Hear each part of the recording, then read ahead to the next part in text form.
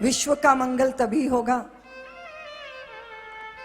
जब इस सृष्टि की जननी मंगलमयी भावों से भरेगी। संसार के समस्त सुख शांति और प्रसन्नता का आधार धर्म होता है, धर्म की भावना होती है, सर्व मंगल की कामना होती है। क्योंकि देवियों, आप जननी हो, सृष्टि की धुरी हो, वात्सल्य का माधुर्य हो, ममता का विग्रह हो।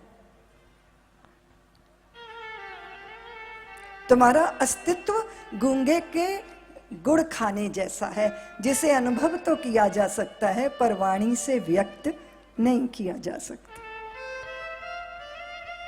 मां की महिमा को मरण धर्मा व्यक्ति गा नहीं सकता। कैसे शब्दों में बांधेगा, कौन से छंद कहां से ढूंढ के लाएगा? क्योंकि यज्ञ की सुरभि, यज्ञ की दीप्ति, सेवा का तेज,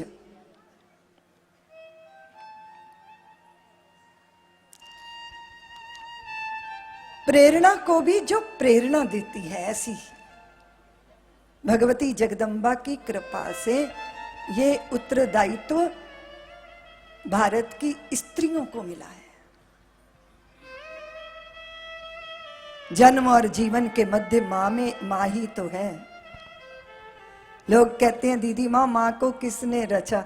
हमने कहा मां को किसी ने नहीं रचा, मां तो स्वयं रचती है, सदा नीरा गंगा बनकर बहती है।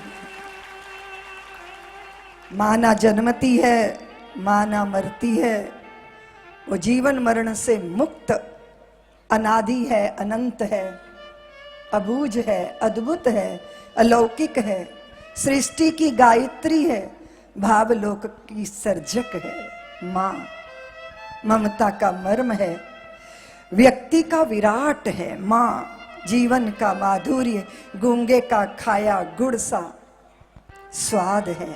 मां वाणी की विवशता है। मां, लोग कहते हैं कि शब्द ब्रह्म है, लेकिन शब्द ब्रह्म की सामर्थ्य से परे है मां की महिमा को गाना।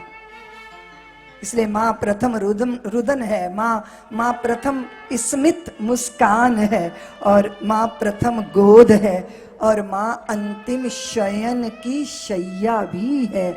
मां चेतना है और चिंतन है, मां प्रेरणा है और प्रेरक है, मां प्राण है और प्रण है, मां उत्स है और उत्सर्ग है, मां उत्सव है और उत्साह है, मां ऋत है अर्थात मुक्ति है, मां सत्य है, मां यज्ञ है, मां दीप्त है, मां पूजित है, मां सत्य स्वरूप है, मां कर्म भी है और मां ही कर्म का फल भी है। इसलिए सत्य की धारक है जो, वो सत्य की पालक भी है। सदा एक रस रहने वाली सनातन सात्विक प्रज्ञा है वो। मां स्वयं के जायों की ही नहीं होती, जब परायों को अपना लेती है तो उनकी भी हो जाती है। कदाचित मां के होने का अर्थ हम जानते हैं। आने वाली पीढ़ियों को, संततियों को, संतानों को नारी के उस जाज्वल्यमय स्वरूप का बोध तो होना चाहिए।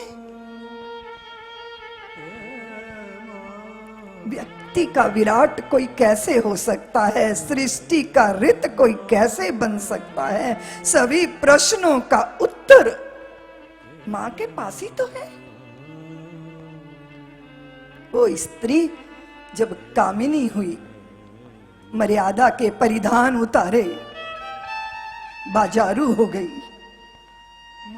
शील को नीलाम करने पर उतारू हो गई, पथभ्रष्ट हो गई।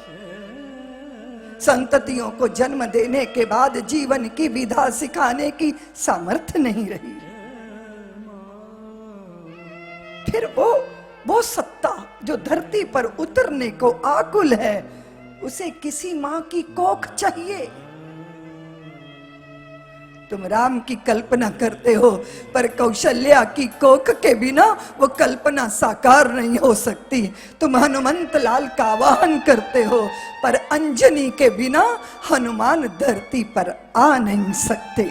इसीलिए कृष्ण को साधने वाली गोद देवकी की, इसलिए स्त्री का वह स्वरूप सारे विश्व ने देखा, भारत की देवियों का वह स्वरूप।